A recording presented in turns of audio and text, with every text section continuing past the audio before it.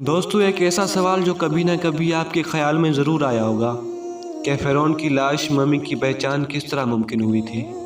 1891 سے پہلے اس دنیا کا کوئی انسان نہیں جانتا تھا کہ خدائی کا دعویٰ کرنے والے فرعون کی لاش کا کیا ہوا تھا، یا ان کے واقعات کہاں ہیں یا ہیں بھی کہ نہیں۔ الہامی کتابوں تورات، بائبل اور قرآن پاک میں اس واقعے کا ذکر تفصیل سے ملتا تھا کہ حضرت موسیٰ علیہ السلام اور بنی اسرائیل قوم کا پیچھا کرتا فرعون پانی میں غرق ہو کر اپنے لوگوں کے ساتھ مر گیا تھا، جبکہ حضرت موسیٰ علیہ السلام اور ان کی قوم کو پانی نے اللہ پاک کے حکم سے گزرنے کا راستہ دے دیا تھا۔ اس کے بعد اس کا کیا ہوا تھا، اس بارے میں بائبل اور تورات خاموش ہیں، لیکن قرآن پاک میں اس کے انجام کے بارے میں ایک ایسی بات کہی گئی تھی جس کو کسی کی سمجھ نہیں تھی۔ بس ہم تیرے بدن کو سمندر سے نکال کر محفوظ کر لیں گے تاکہ تو بعد میں آنے والوں کے لیے عبرت بن جائے۔ سورہ یونس آیت نمبر 92۔ یہ واقعہ دوستوں آج سے 3500 سال قبل پیش آیا تھا۔ فرعون کے ڈوب کے مرنے کے بعد سمندر نے اس کے لاش کو اللہ کے حکم سے باہر پھینک دیا تھا، جبکہ باقی لشکر کا کوئی نام و نشان نہیں ملا۔ مصریوں میں سے کسی ایک شخص نے ساحل پر پڑے اس کی لاش کو پہچان کر اہل دربار کو بتایا۔ فرعون کی لاش کو محل پہنچا دیا گیا۔ درباریوں نے مسلح لگا کر اسے پوری شان اور احترام سے تابوت میں رکھ کر محفوظ کر دیا تھا۔ حنوط کرنے کے عمل کے دوران ان سے ایک غلطی ہو گئی تھی کہ فرعون کیونکہ سمندر میں ڈوب کر مرا تھا اور مرنے کے بعد کچھ عرصہ تک پانی میں رہنے کی وجہ سے اس کے جسم پر سمندری نمکیات کی ایک تہ جمی رہ گئی تھی۔ مصریوں نے اس کی لاش پر نمکیات کی وہ تہ اسی طرح رہنے دی اور اسے اسی طرح حنوط کر کے محفوظ کر دیا۔ وقت گزرتا گیا، زمین و آسمان نے بہت سے انقلاب دیکھے جن کی گرد کے نیچے سب کچھ چھپ گیا تھا، حتیٰ کہ فرعون کی لاشیں زمین کی تہ میں چھپ گئی تھی۔ ان کے نام صرف کتابوں اور ان کی تعمیرات اور لوگوں کے ذہنوں میں رہ گئے تھے۔ اس واقعے کے 2000 سال بعد اللہ پاک کے آخری پیغمبر حضرت محمد صلی اللہ علیہ وآلہ وسلم تشریف لائے۔ آپ صلی اللہ علیہ وسلم پر نازل ہونے والی آخری کتاب قرآن پاک میں فرعونیوں کے قصے بڑے تفصیل سے بیان کیے گئے تھے، اور اسی سفر میں اسی فرعون کا جسم محفوظ کرنے کا بات بھی ایک آیت میں نازل ہوئی تھی، جس کے سچائی پر سب اہل ایمان کا پختہ یقین تو تھا، لیکن وہ سمجھنے سے قاصر تھے کہ اس خدائی کا دعویٰ کرنے والے کی لاش کو کیسے محفوظ کی گئی اور کیسے عبرت کا نشان بنایا جائے گا۔ 1871 میں مصر کے ایک شہر الحرمیہ سے تعلق رکھنے والے ایک غریب اور معمولی چور احمد عبد الرسول کو فرعونیوں کی حنوط شدہ لاشوں کی طرف جانے والے خفیہ راستے کی رسائی مل گئی۔ احمد عبد الرسول جو کہ پرانی چیزوں کو چرا کر بیچا کرتا تھا، ایک دن وہ دریائے نیل کے کنارے تسبیہ کے مقام پر اسی سلسلے پر پھر رہا تھا جب اسے ایک خفیہ راستے کا پتہ چلا۔ وہاں پر وہ پرانی چیزوں کے لیے جگہ کھود رہا تھا۔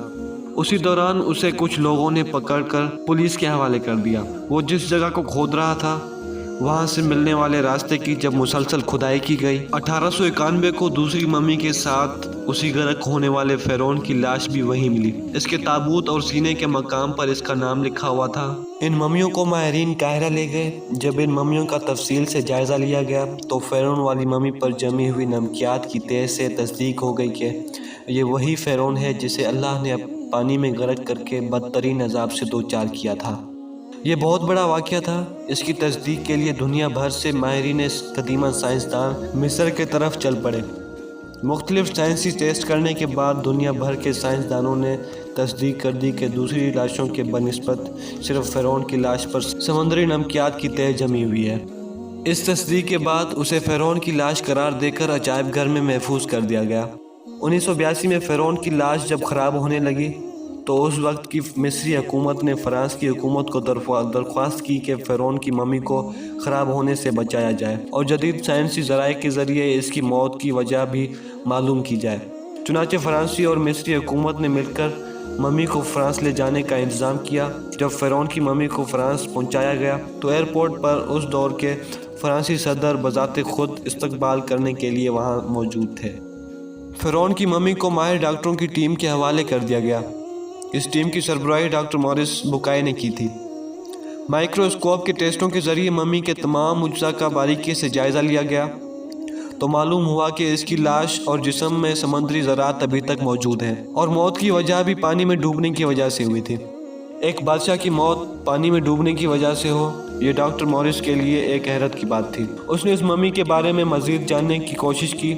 اسے معلوم ہوا کہ اس بادشاہ کی موت کے حالات مسلمانوں کے نبی حضرت محمد صلی اللہ علیہ وسلم پر اترے کتاب قرآن پاک میں درج ہیں۔ اسے یہ علم تھا کہ جہاں یہ لاش ملی ہے وہ ایک اسلامی ملک ہے۔ چنانچہ وہ تجسس کے ہاتھوں مجبور ہو کر وہ مصر پہنچا۔ وہ ایک سائنسدان تھا۔ اس نے اس معاملے میں مصر کے ہی ایک سائنسدان سے ملاقات کی اور اس سائنسدان نے قرآن پاک کھول کر اسے سورہ یونس کی آیت نمبر 90 اور 92 کا ترجمہ لفظ پر لفظ سنایا۔ فرعون کا خدائی کا دعویٰ، اس کا پانی میں ڈوب کر مرنا اور پھر پانی سے نکل کر اس کی لاش کا حنوط ہو جانا اور پھر دوبارہ لاش کا ملنا اور پھر اس کی لاش کو جدید سائنسی دور میں دوبارہ محفوظ کیا جانا، سب کا اشارہ ایک ہی جانب تھا اور وہ بہت واضح تھا۔ تجھے بعد میں آنے والوں کے لیے عبرت کا نشان بنا دوں گا۔ فرعون کی لاش ایسے محفوظ کر کے دنیا کے سامنے لا رکھ دی ہے کہ انٹرنیٹ کی ایک کلک پر رسائل و جرائد، ٹی وی چینلز میں اور عجائب گھر میں اربوں انسانوں کی آنکھوں کے سامنے ترس کی حالت میں موجود ہے، عبرت کے لیے اور سوچنے کے لیے کہ عبادت کے لائق اور ہمیشہ رہنے والا صرف وہی ہے جو سب کا خالق اور رازق ہے۔ ڈاکٹر مورس نے جب آیت کا ترجمہ سنا تو اسی وقت پکار اٹھا، اللہ سچا ہے، اس کا قرآن سچا ہے اور اس کا نبی حضرت محمد صلی اللہ علیہ وسلم سچے ہیں۔ اسی وقت کلمہ پڑھا اور اسلام میں داخل ہو گئے۔ دوستو، ویڈیو اچھا لگا ہو تو لائک ضرور کریں اور ہمارے چینل این بی انفارمیشن کو سبسکرائب کرنا بالکل مت بھولیے گا۔ شکریہ۔